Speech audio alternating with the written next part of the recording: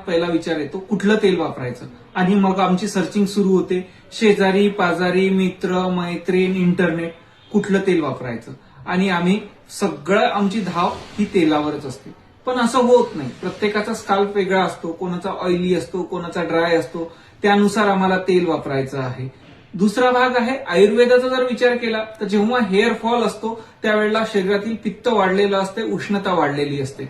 अशा वेळेला आम्हाला थंड तेल वापरणं गरजेचे आहे, जसे की कोकोनट ऑइल. आणि ज्या वेळेला हेअर फॉल थांबलेला आहे, हेअर ग्रोथ करायची आहे, केस दाट करायचे आहे, अशा वेळेला आम्ही भृंगराज सारखे तेल वापरतो. पण नेमकं आम्ही उलटं करतो. आम्ही ज्या वेळेला हेअर फॉल असतो तेव्हा भृंगराज वापरतो, आणि जेव्हा हेअर ग्रोथ पाहिजे असते तेव्हा आम्ही ते प्रॉपर तेल वापरत नाही.